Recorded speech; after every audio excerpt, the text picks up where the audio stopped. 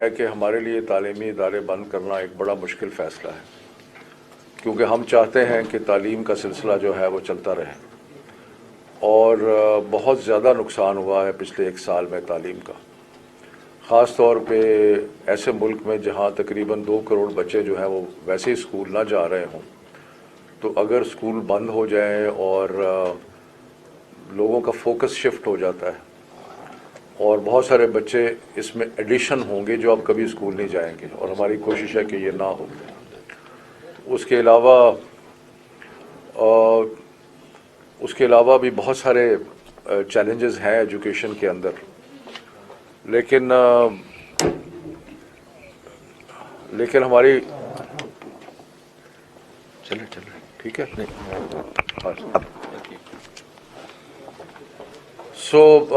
یہ بڑے ہم نے پچھلے سال جب یہ سارا معاملہ ہوا تو کئی چیزیں کی، کئی انیشیٹیوز لیے، آن لائن ایجوکیشن کو انکریج کیا۔ اس کے علاوہ ایک ٹیلی اسکول جو تھا وہ چند ہفتوں کے اندر ہم نے ٹی وی پہ لانچ کر دیا، جو کہ اب بھی چل رہا ہے اور 10 گھنٹے روز تعلیم دی جاتی ہے۔ لیکن تعلیمی ادارہ کھلا ہونا اور آن لائن کے بڑے مسائل اور بھی ہیں، تو وہ بات نہیں ہے جو کہ کلاس روم میں ہوتی ہے۔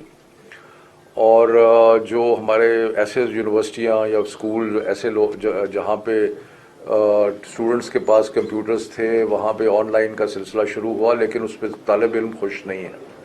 تو اس لیے مختصراً یہ عرض کروں گا کہ یہ مشکل فیصلہ ہے۔ اب بھی ہم نے اسکولز بند کیے ہیں، اور 24 تاریخ کو دوبارہ میٹنگ ہے، اور اس میں ہم سوچیں گے کہ اب کھولنے ہیں یا نہیں کھولنے، اور جو اس وقت صورتحال ہے کووڈ کی، اس کو ساری چیزوں کو مد نظر رکھ کے ہی فیصلہ کیا جائے گا۔ لیکن میں یہ ضرور عرض کروں کہ وزارت تعلیم کی ضرور خواہش ہے کہ تعلیمی ادارے جو ہے وہ کھلے رہیں۔ آپ نے یکساں تعلیمی نصاب کی بات کی۔ میں عرض کروں کہ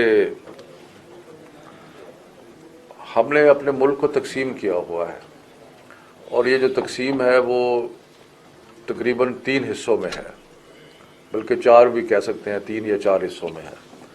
ایک طرف تو وہ ایلیٹ سکولز ہیں جہاں آپ کے اور میرے بچے جاتے ہیں پڑھنے کے لیے، جہاں پہ ذریعہ تعلیم جو ہے وہ انگریزی ہے، جن کی سرٹیفکیشن اور ڈگریاں باہر سے آتی ہیں، اور وہ اپنا ایک نظام، اپنا نصاب، اپنا کریکولم وہ چلتا ہے۔ پھر وہ ہیں جو کہ سرکاری ادارے ہیں اور لو فی پیئنگ پرائیویٹ سکول جو ہیں، وہ جو ہے ان کا اپنا ایک کریکولم ہے، وہ میٹریکولیشن کراتے ہیں، اس میں زیادہ تر اردو میں پڑھایا جاتا ہے۔ اس کی ضرورت نہیں ہے جی، اسی کی ضرورت نہیں ہے، فین چلا ہے۔ اچھا۔ وہ ایک بہت بڑا ایک حصہ ہماری تعلیم کا وہ ہے۔ پھر ہمارے مدارس ہیں، اس میں درس نظامی پڑھایا جاتا ہے، اور ان کی سرٹیفکیشن بھی مختلف ہے۔ تو قوم جو ہے وہ تقسیم ہوئی تھی، ذہن تقسیم تھے، سوچنے کا طریقہ مختلف تھا۔ کیونکہ تعلیم کیا کرتی ہے؟ تعلیم آپ کو بتاتی ہے کہ آپ نے دنیا کو دیکھنا کیسے ہے، اور اگر دنیا دیکھنے کا طریقہ مختلف ہو تو سوسائٹی میں انتشار پیدا ہوتا ہے، اور ہماری سوسائٹی میں انتشار پیدا ہوا، اور ہم نے دیکھا کہ پچھلے 20-22 سالوں میں کتنی قربانیاں دینی پڑی قوم کو۔ وہ انتشار کی ایک وجہ یہ تھی کہ سوچ ایک نہیں تھی، اور بھی وجوہات تھیں۔ اس لیے ہم نے یہ یکساں تعلیمی نصاب بنایا ہے جو سارے پاکستان کے سارے اسکولوں پہ اپلائی کرے گا۔ پنجاب کے میں فوری طور پہ لانچ ہو رہا ہے، بلوچستان میں بھی انشاءاللہ ہو جائے گا۔ سندھ کو کچھ تحفظات ہیں، ہم ان کو دور کرنے کی کوشش کر رہے ہیں۔ اس کا ایک حصہ یہ تھا جو کہ آپ نے پوائنٹ ریز کیا، کہ جو پرائیویٹ سکولز تھے ان کو ہم نے اجازت دی کہ ضروری نہیں ہے کہ آپ ہماری کتابیں پڑھیں، آپ اپنی کتابیں بھی پڑھ سکتے ہیں۔ صرف ہماری 2 شرائط تھی۔ ایک یہ کہ کتاب جو ہے اس کا تعلق، وہ اس کی مناسبت ہو نیشنل کریکولم، یعنی کہ کنفارمٹی ہو سنگل نیشنل کریکولم کے ساتھ، اور دوسرا یہ تھا کہ اس میں ایسا کوئی مواد نہ ہو جو کسی کے جذبات کو ٹھیس پہنچائے، جو ہمارے خدا نخواستہ مذہب کے خلاف ہو، ہمارے عقیدے کے خلاف ہو، یا کسی کے بھی عقیدے کے خلاف ہو، یعنی کہ اس کے اندر ایسی کوئی چیز نہیں ہونی چاہیے۔ تو یہ دو شرائط لگا کے ہم نے یہ کہا کہ کیونکہ فیڈرل گورنمنٹ تو سارے پاکستان کے معاملات میں این او سی نہیں دے سکتی، تو ہم نے کہا صوبائی حکومتیں جو ہیں وہ این او سی دے دیں اس کے اوپر. صوبائی حکومتوں نے اپنے ٹیکسٹ بک بورڈز کو یہ اختیار دے دیا. اب اس میں ہمیں پیچیدگیاں اور مسائل نظر آئے.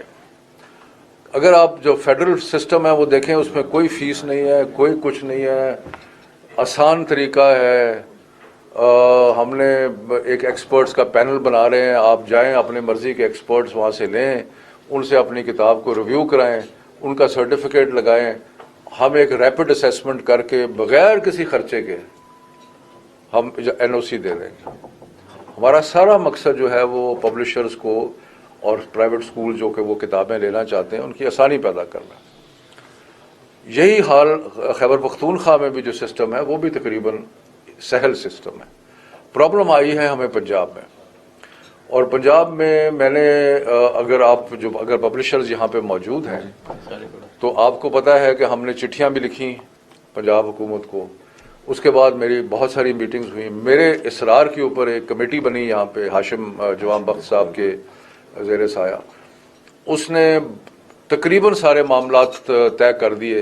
صرف ایک چیز پہ اس وقت سوئی اٹکی ہوئی ہے، وہ جو پہلے تھا کہ جی 7.5% رائلٹی دیں گے، یہ کریں گے، وہ کور ہماری طرح کا ہوگا، کتاب ہمارے سے قیمت ہمارے سے پوچھ کے رکھیں گے. وہ ساری چیزیں ہم نے ختم کر دی. لیکن اب مجھے پتہ لگا ہے کہ ایک چیز رہ گئی ہے، وہ 1.5 لاکھ کے قریب مانگتے ہیں کہ جی. میں اس پہ بھی، میری اگلے دن بھی چیف منسٹر سے میٹنگ ہوئی ہے. میں نے ان کو کہا ہے اور انشاءاللہ تعالی اس پہ پیش رفت ہوگی، کیونکہ یہ نہیں ہونا چاہیے کہ تعلیمی میدان میں جو پبلشرز کی انڈسٹری کو ہم ختم نہیں کرنا چاہتے، ہم تو ان کو سپورٹ کرنا چاہتے ہیں. ہم اس چیز پہ بھی غور کر رہے ہیں، اور اس کے لیے ایڈیشنل سیکرٹری ایجوکیشن موجود ہے یہاں پہ، کہ ہم اگر این او سی فیڈرل گورنمنٹ دیتی ہے تو پھر کیا ضرورت ہے کہ جا کے سب سے این او سی لینے کی.